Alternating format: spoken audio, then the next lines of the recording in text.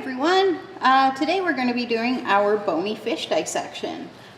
Every bony fish is going to look a little bit different when you look at different species of them. Today I'm going to be showing you a couple of different fishes. The first one that I have here is a yellow croaker. First, let's look at the external anatomy. So some very basics. Up at the front here we have the mouth. Then here we have the nares. Maybe I'll just zoom in a little bit and we can go kind of bit by bit. So there we have our mouth, our nares or nostrils. There you go, you can see that a little bit better. And of course our eye. And here we have the kind of covering that goes over the gills. You can see that you can lift that up and our gills will be underneath there. So this is our operculum. We can take a look at the gills a little bit later. And then here we have our pectoral fins, and down here we have our pelvic fins.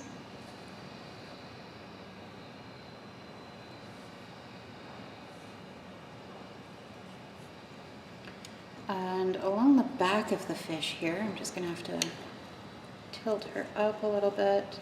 There we go. So we also have the dorsal fins. So we've got the first dorsal fin there, and then a little further back we have the second dorsal fin.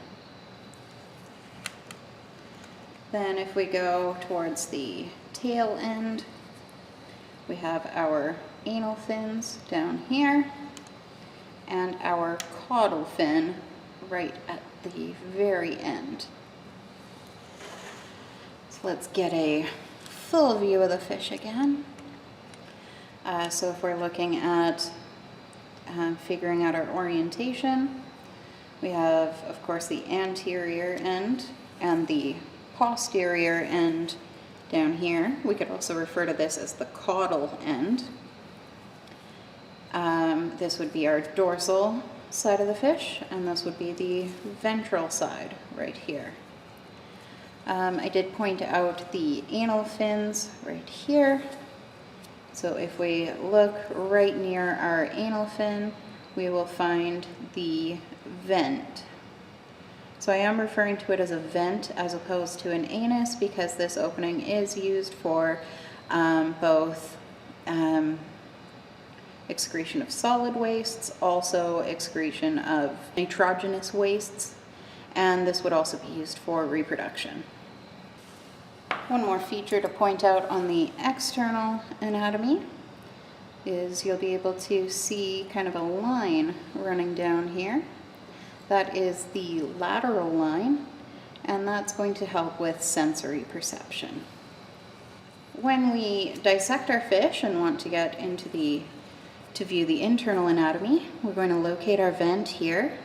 We're going to go just anterior to the vent, and we're going to push in with our scalpel, and we'll kind of move anteriorly.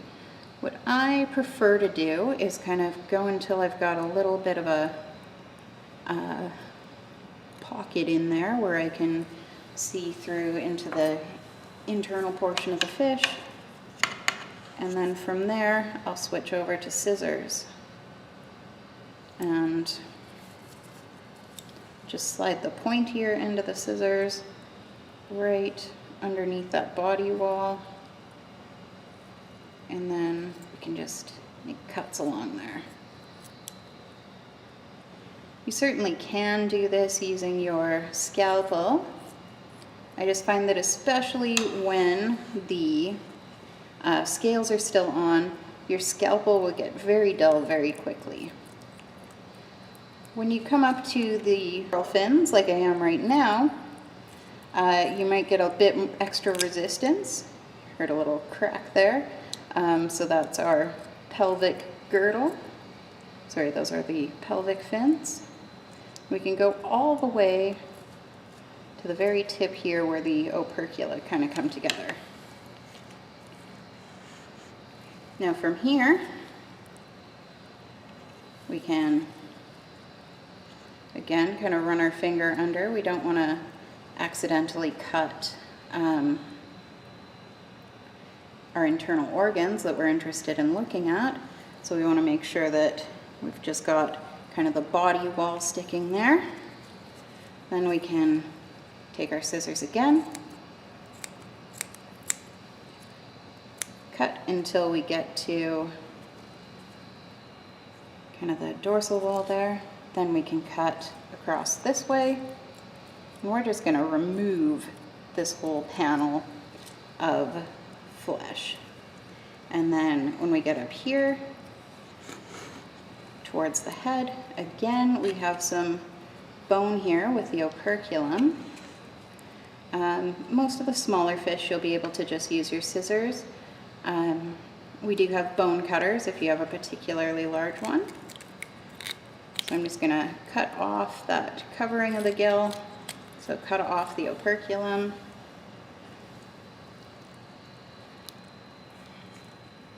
And get this portion of flesh out of the way too. Great.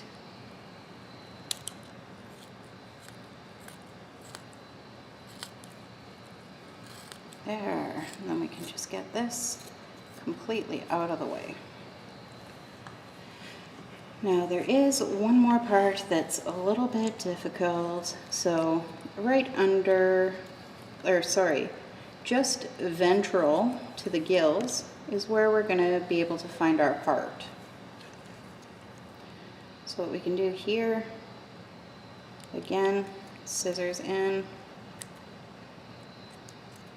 make some little snips there, and we just might need to check a couple regions, and we will be able to find our heart hiding in here.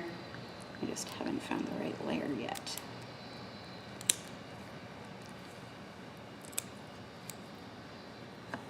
Okay, and then we're just going to remove this extra flesh. And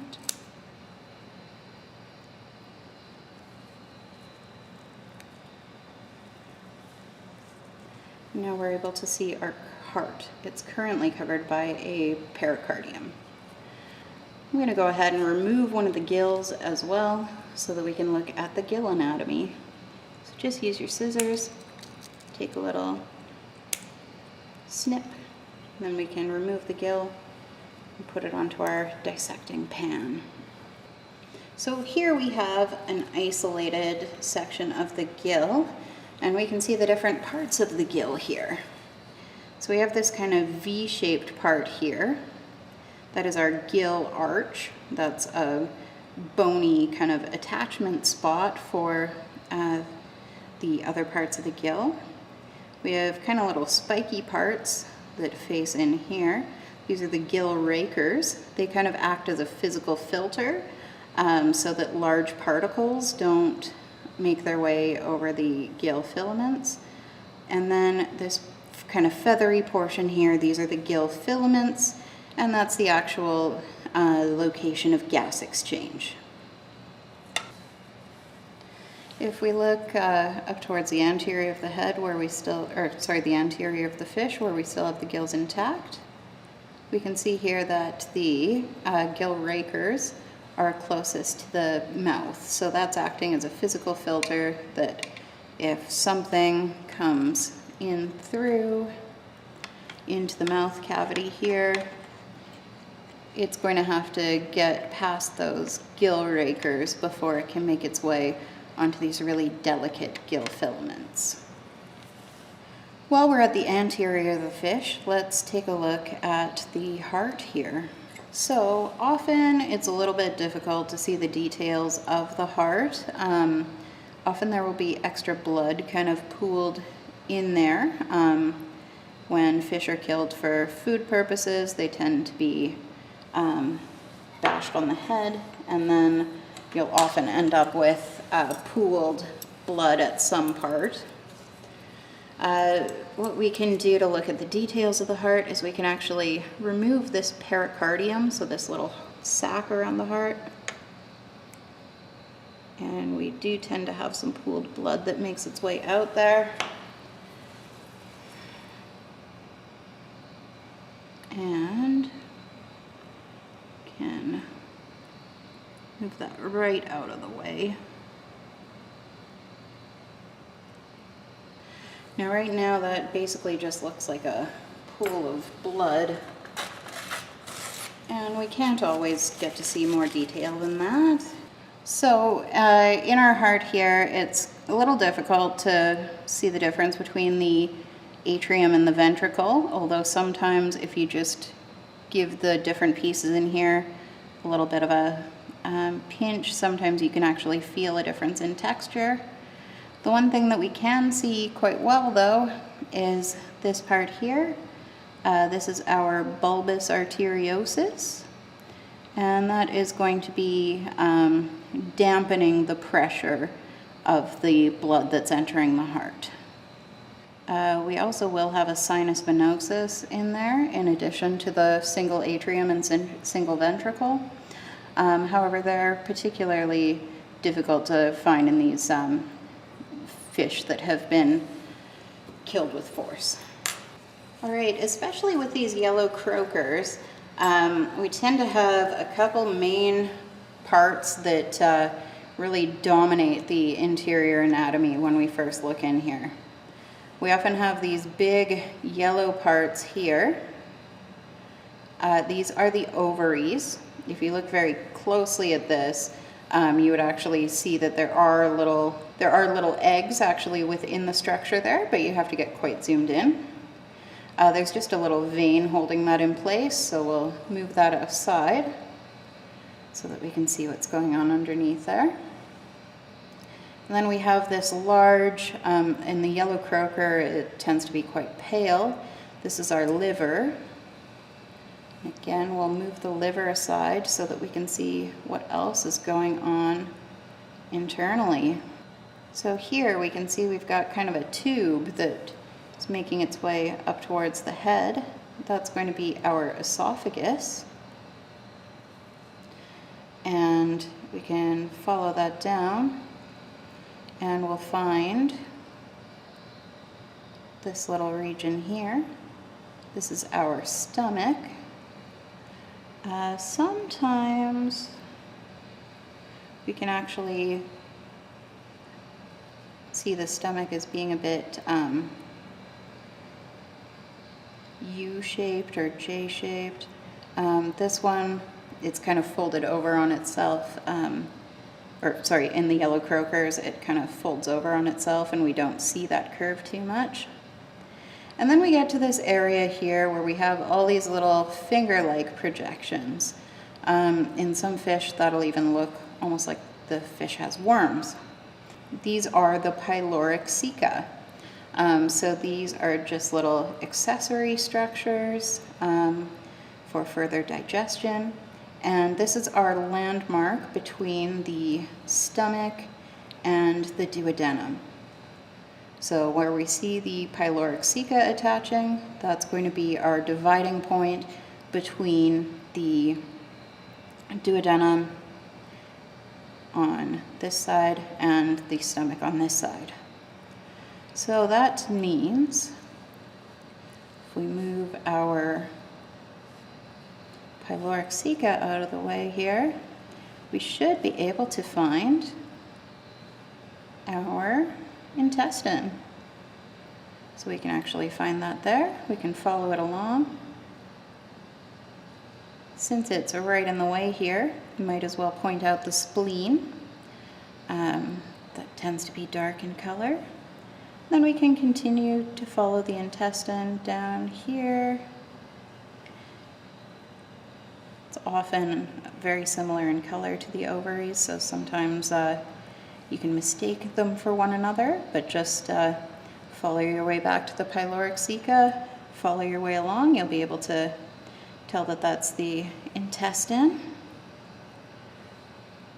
And you can actually follow the intestine all the way down to the vent here. So that tube there is the intestine. Another couple of key pieces. Not sure if you can see the difference between this and the actual body wall, but this area here is actually full of air. That is our swim bladder or air bladder. And you can actually get right in behind that, so that's going to help with buoyancy. And if you kind of pull the swim bladder away from the body wall, you will reveal this dark area here. So we have this dark line that runs the entire length of the fish, and that will be your fish's kidney. So you can't see the kidney until you've moved the swim bladder out of the way, just like you can't see most of the digestive organs until you've moved the ovary and the liver out of the way. You might notice here in behind the stomach there is a second lobe of the liver that we can see there. And I should point out, just so that you don't get too disappointed when you do this on your own, this particular fish right here easily has the nicest internal anatomy of any of these that I've ever dissected. So if yours doesn't look quite as clear and easy to distinguish the different internal organs, don't stress about it. Because these fish have been previously frozen, their internal organs can look they can be in many different states. However, fortunately for this demo one, I managed to get one that had a beautiful setup inside. And I'll be moving on and showing you the internal anatomy of a different type of fish. You might have noticed earlier in the video that I referred to this as a she even before I had cut it open. The reason that I did that, there's nothing about it externally that would tip me off to it being a female. The only thing that did tip me off is any time that I have purchased these yellow croakers at this size, they are always female. So I don't know if the females get bigger than the males or what the situation is, but I have yet to open up a yellow croaker of this size and have it be male. Now we're going to look at the internal anatomy of a different fish. This one was labeled as an Indian mackerel. If we look at the external anatomy, we'll see some of the features look a little bit different. We can just kind of walk through them quickly. Still have our pectoral fin, nice and easy to identify. Same deal with our operculum, we've got that right here. Pelvic fin, anal fin. In this case, our anal fin is kind of modified so that it continues towards the caudal fin. And then if we look here, we have our first dorsal fin, second dorsal fin, and then our second dorsal fin is again kind of modified to look the same as the anal fin, make its way all the way towards the caudal fin. So we would dissect this fish the exact same way that we did for the yellow croaker. So we'd go to the underside, we'd locate that vent, get our scalpel and start our cut. There we go.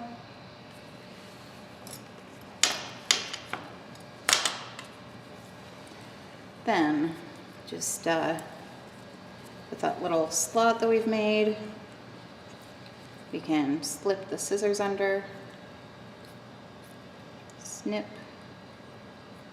can cut right through the pelvic girdle there, and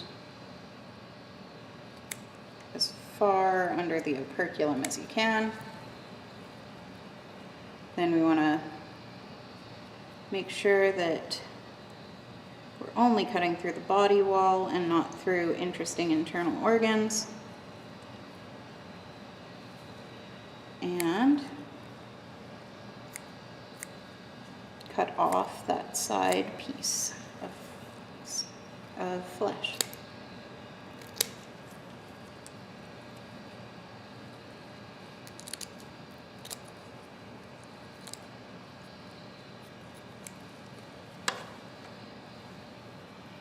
And we'll just go a little further here, up towards the anterior. Remove that kind of framework near the operculum.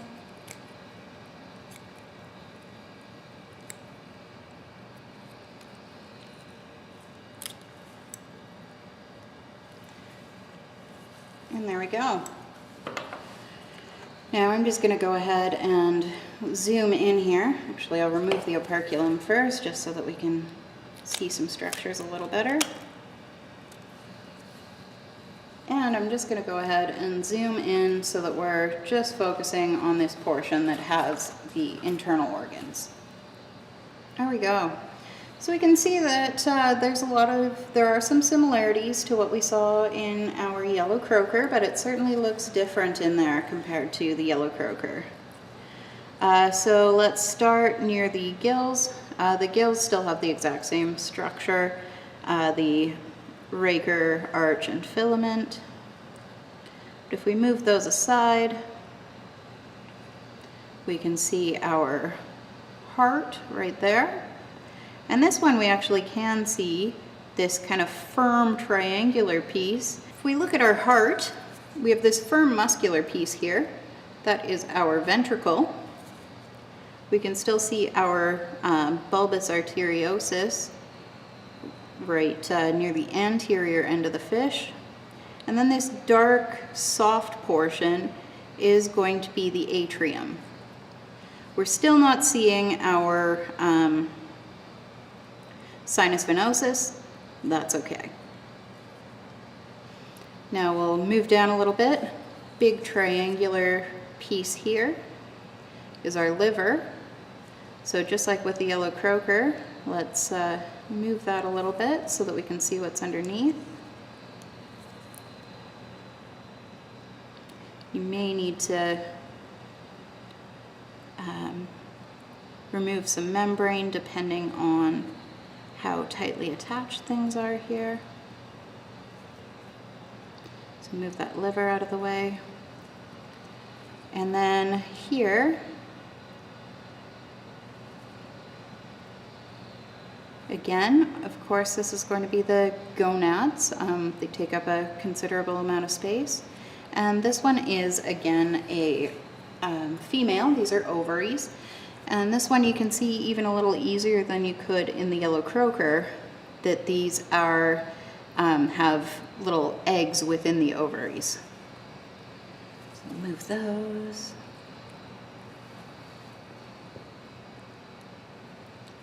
And I'm just going to move a little bit more body wall out of the way.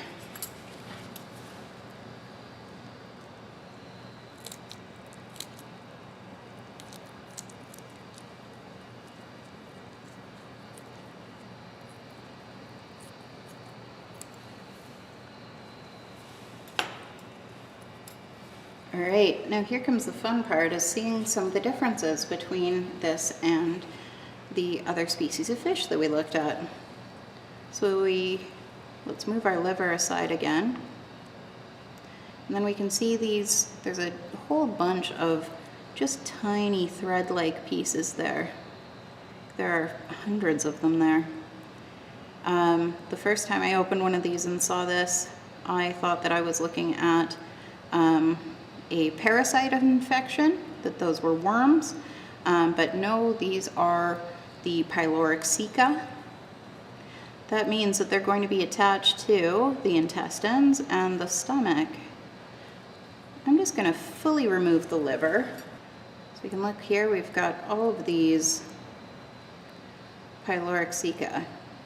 So pyloric ceca are going to be at the junction between the stomach and the duodenum. Now, I am a little surprised here. I believe that this fish has eaten an awful lot. Yep, it has. So right up here, moving back towards the head end, is going to be the esophagus. So we're just seeing a little bit of the esophagus there. Our stomach in this fish is enormous.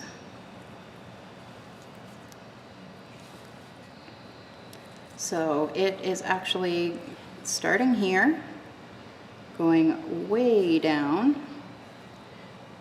It's even kind of hiding out back there. Can maybe cut a little bit more away.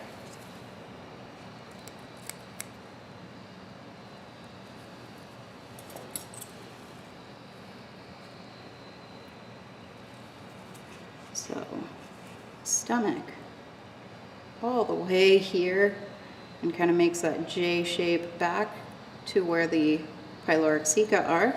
So that whole thing is stomach, huge. And then from there, from the other side of the pyloric ceca, we'll be able to find the intestine. So we have that here.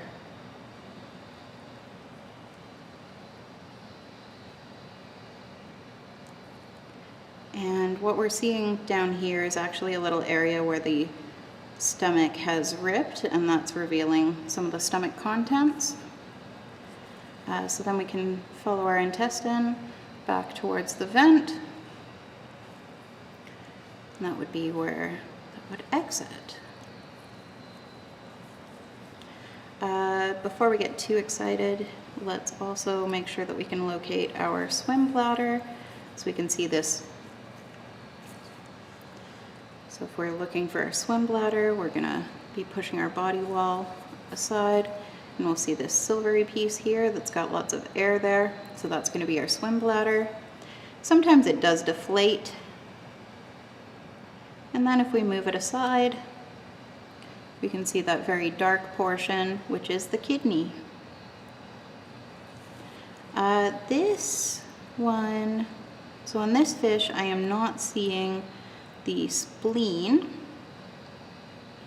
Oftentimes, the spleen will end up being ruptured when the fish is killed, so that could be what's happening here. Or every so often, it's hiding on the other side of the stomach. Let's see if that'll do it. So when I move the stomach out of the way, I found this kind of unusual texture here. I believe that this is spleen that has been damaged. It would make sense for it to be that based on its location right on that side of the stomach. All right, I managed to find a male fish, so I want to show you the difference between the male and female gonads. So if we look at the gonads here, you'll see that they're quite smooth, and even if I move them off to the side, I'm not really seeing, I still have a little bit of venation in there, but not very much. So these are certainly a set of testes. So very smooth, no kind of bumpy texture to them. And generally speaking, they'll be lighter in color than the ovaries would be. These Indian mackerel that I picked up, their gill structure is actually a little bit, looks a little bit different from the yellow croaker. So here we have the soft gill filaments on this side here. This is our bony gill arch. And then our gill rakers are huge. Sorry, that's fanning in the wrong direction. So we can see our gill rakers are massively large. So they're actually longer than the filaments. Interesting to note that when I took a look at the Indian mackerel, most of them had very full bellies. This one here, I can even see a little small fish head here. And when I open the mouth, let's just see, difficult to get the right angle. So when I open the mouth, you can actually see those gill rakers are poking right out at us. I've got a little tongue right down by my thumb there. See if I can get that with a probe instead. There we go. So right above my probe is the tongue. We've got our gill rakers pointing out there. Sorry, we can see that those gill rakers have done a very effective job at holding their prey in place, because there we actually have a little fish that is stuck in this one's mouth.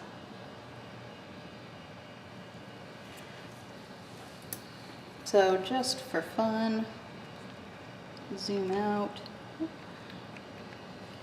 and see if we can track this.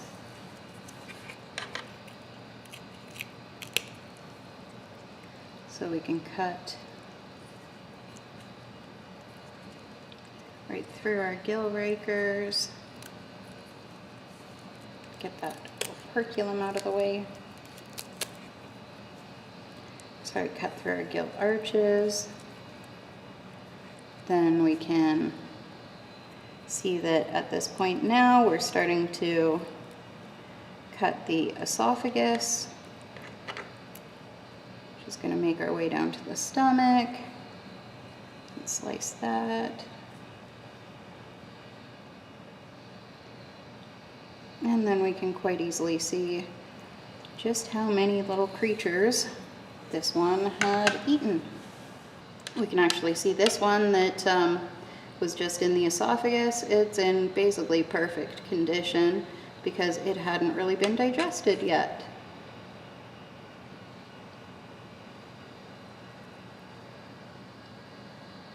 And then we can find others. So 1, 2, 3.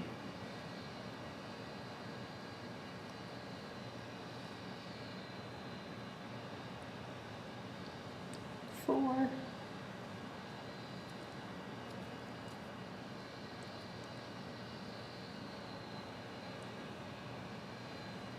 5. 6. 7.